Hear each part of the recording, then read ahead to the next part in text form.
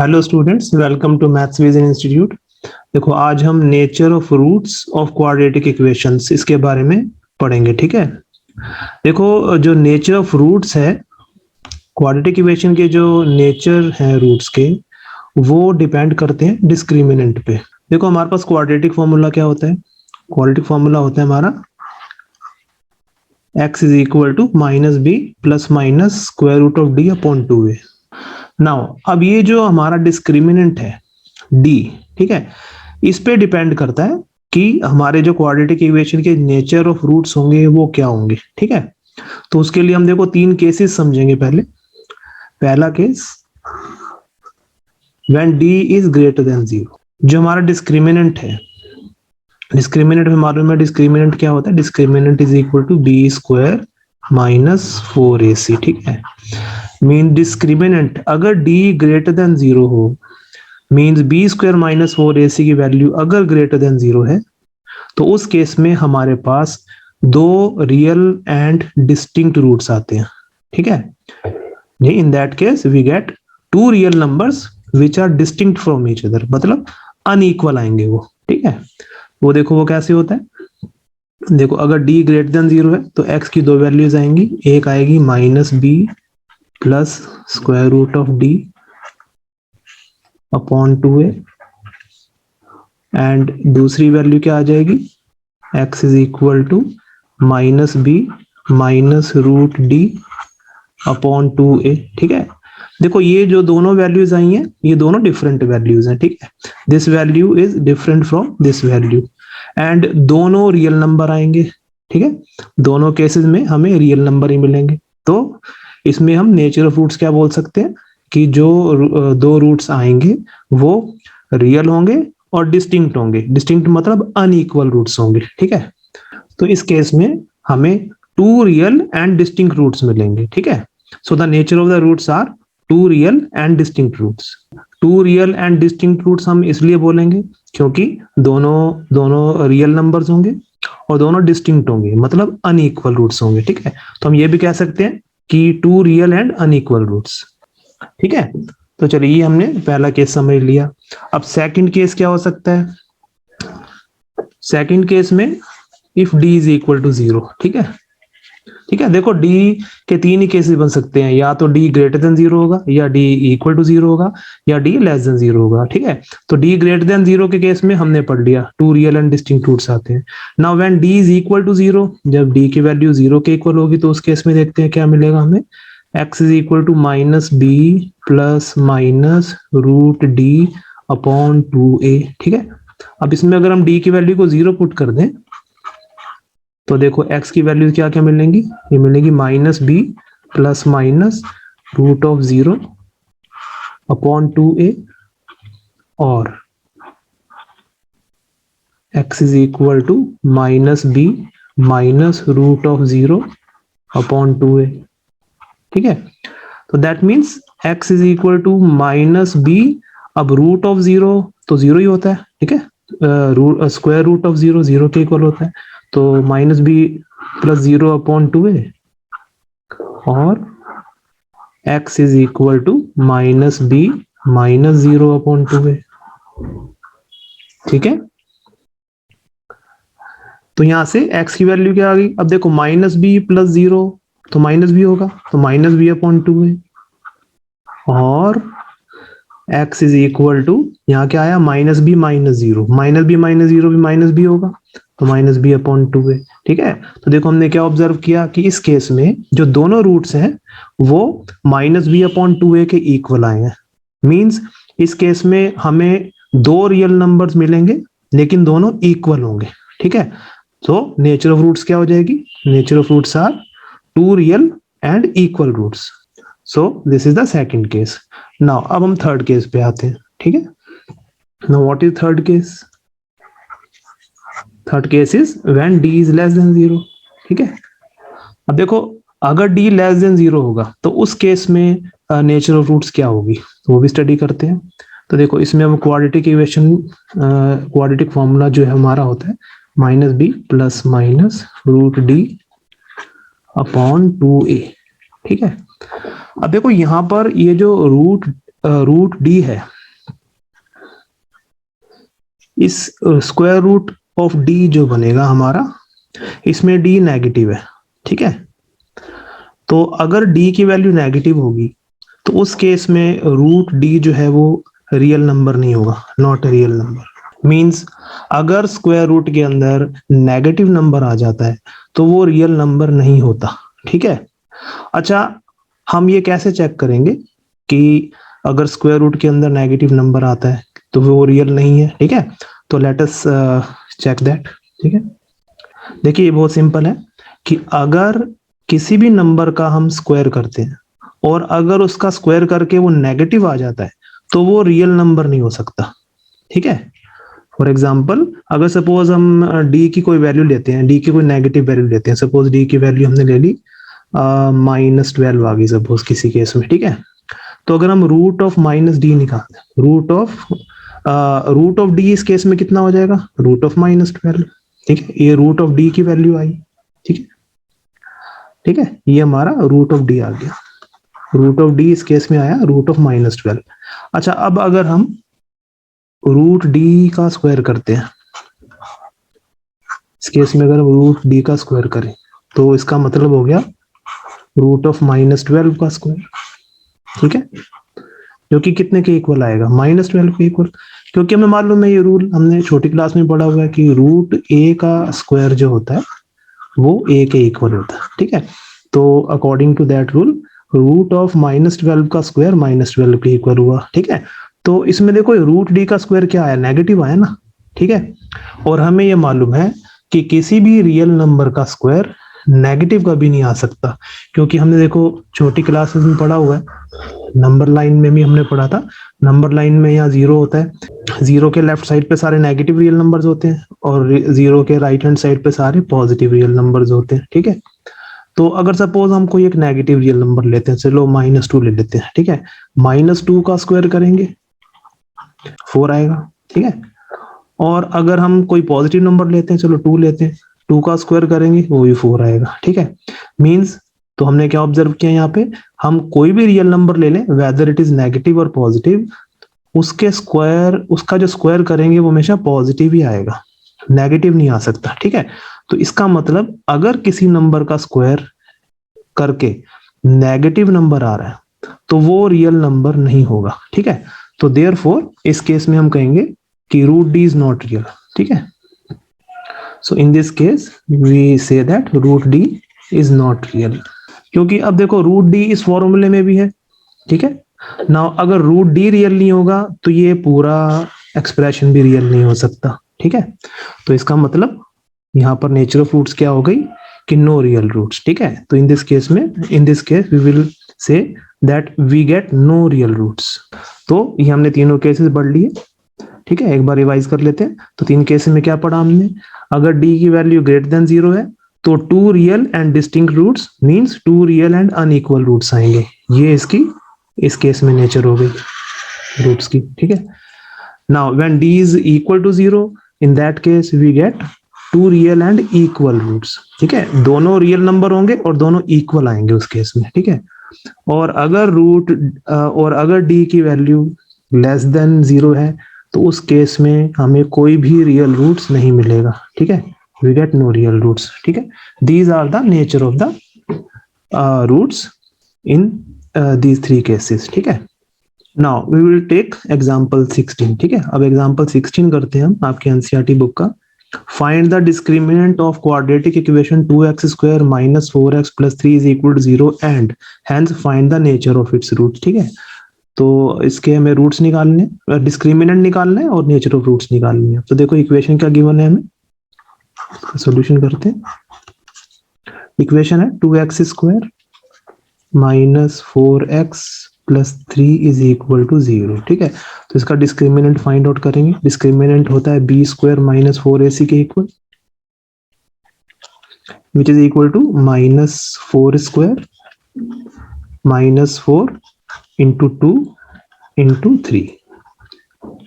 तो ये आ गया -4 स्क्वायर हो गया 16 और यहाँ आ गया -4 इंटू 8, 8 3 जा 24।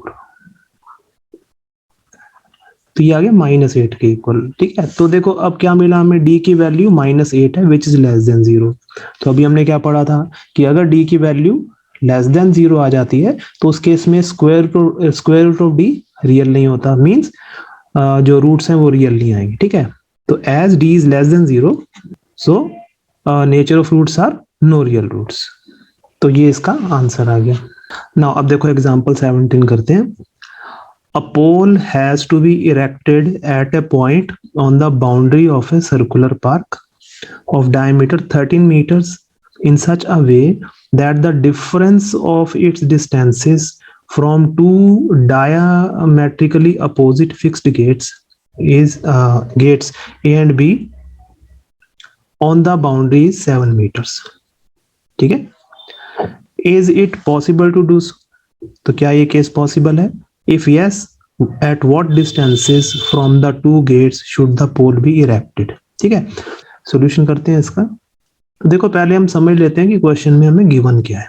इसमें लिखा है a pole has to be erected at a point on the boundary of a circular park of diameter 13 metre. तो एक सर्कुलर पार्क है, तो ये हम सर्कुलर पार्क ले लेते हैं सपोज। ठीक है, तो इस पर हमें एक पोल बनाना है। ठीक है, such that कि in such a way that difference of its distances from the two diametrically opposite fixed gates A and B's boundary 7 meters। तो मतलब diametrically opposite fixed gates है, मीन्स एक डायमीटर। तो यहाँ पर एक सेंटर लेते हैं हम, ये सेंटर हो गया, तो ये डायमीटर है। ठीक है, तो हमें गिवन है कि हमारे दो फिक्स्ड गेट्स हैं जो कि डायमेट्रिकली अपोजिट है, मतलब डायमीटर के एंड पॉइंट्स पर है। तो सपोज ये हमने डायमीटर ले लिया, ये सेंटर ले लेते हैं O, तो ये एक गेट हो गया A और ये दूसरा गेट है B। ठीक है, डायमीटर के एंड पॉइंट्स पर, mean diametrically opposite means diameter के दो एंड पॉइंट्स पर दो गेट्स हैं। ठीक है, अब हमें ये गिवन है कि हमें इस सर्कुलर पार्क पर एक पोल बनाना है। ठीक है, सपोज ये हम पोल मान लेते हैं, सपोज यहाँ पर हमने पोल बनाया P। ठीक है, सच दैट कि इस पोल के डिस्टेंसेस का difference from these two gates जो है वो 7 मीटर के इक्वल होना चाहिए। मतलब जैसे इस पोल का डिस्टेंस इस B गेट से कितना हो गया, BP के इक्वल, और A गेट से इसका कितना डिस्टेंस है, AP के इक्वल। ठीक है, तो हमें गिवन है कि BP और AP इन दो डिस्टेंसेस का डिफरेंस 7 मीटर के इक्वल है। ठीक है, ठीक है, सपोज हम मान लेते हैं कि BP जो है वो ग्रेटर डिस्टेंस है और AP स्मॉलर डिस्टेंस है, तो BP माइनस AP हमें 7 के इक्वल गिवन है। ठीक है, तो पहले तो उससे क्वेश्चन में पूछा है कि is it possible to do so, क्या ये हम ऐसा पॉसिबल है ऐसा करना। ठीक है, अगर पॉसिबल है तो हमें डिस्टेंसेस फाइंड आउट करने हैं, मतलब हमें AP और BP फाइंड आउट करना है। ठीक है, तो आई होप आपको क्वेश्चन समझ में आ गया होगा। चलो हम करते हैं इसमें। तो देखो इसमें वैसा करते हैं, let AP is equal to X metre.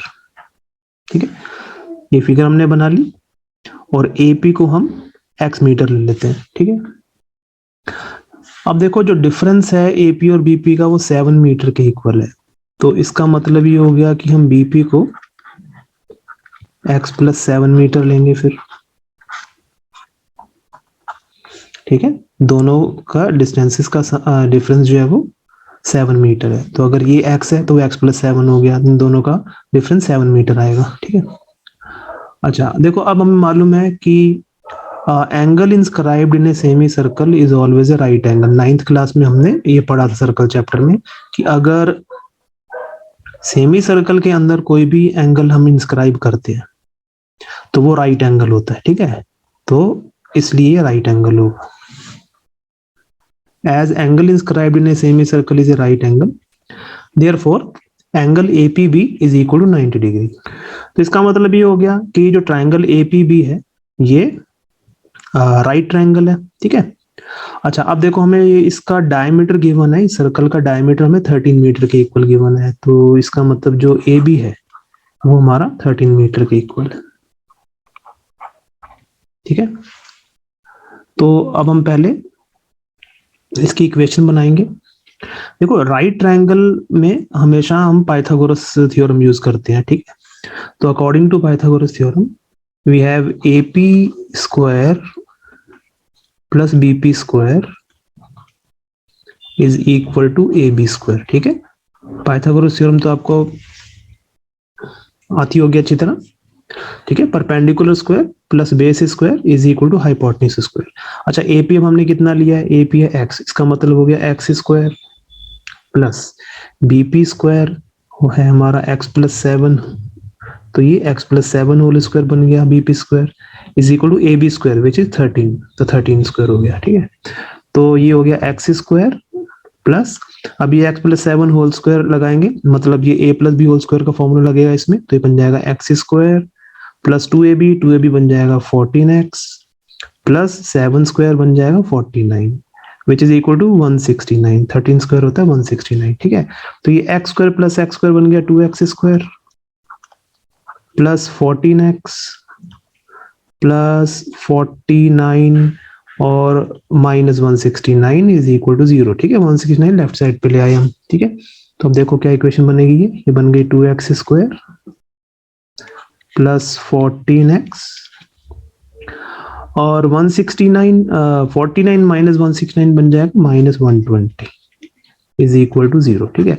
अब देखो इस इक्वेशन में 2 कॉमन है, ठीक है, तो हम इसमें से 2 फैक्टर कैंसिल कर देंगे, 2 फैक्टर कैंसिल करेंगे तो क्या बन जाएगा x square plus 7x minus 60 is equal to 0, ठीक है। तो ये हमारी क्वाड्रेटिक इक्वेशन आ गई। अच्छा अब हम देखेंगे कि ये केस पॉसिबल है या नहीं, क्योंकि सबसे पहले हमसे पूछा गया कि क्या ये केस पॉसिबल है या नहीं। तो क्वाड्रेटिक इक्वेशन बन गई है, तो देखो हम कैसे समझेंगे कि पॉसिबल है या नहीं। हम सबसे पहले डी की वैल्यू निकालेंगे, डिस्क्रिमिनेंट की वैल्यू, ठीक है। अगर डिस्क्रिमिनेंट की वैल्यू ग्रेटर देन 0 आ जाए या इक्वल टू 0 आ जाए तब ये केस पॉसिबल है, ठीक है। अगर डी की वैल्यू लेस देन 0 आएगी तो उस केस में ये पॉसिबल नहीं होगा, क्योंकि उस केस में कोई रियल रूट्स नहीं होते, ठीक है। तो पहले डिस्क्रिमिनेंट निकालते हैं। Discriminant is equal to B square minus 4ac, यहाँ क्या बनेगा 7 square minus 4 into 1 into minus 60 जो कि इक्वल आ गया हमारा 49, और ये माइनस इंटू माइनस तो प्लस हो जाएगा, और 60 इंटू 4 हो गया 240, तो इट इज इक्वल टू 289, ठीक है, विच इज ग्रेटर देन 0, ठीक है। तो इस केस में डी की वैल्यू ग्रेटर देन 0 आ रही है, ठीक है। तो therefore this case is possible as D is greater than 0, therefore this case is possible, ठीक है। तो चलो अब हम सॉल्व करेंगे इस इक्वेशन को।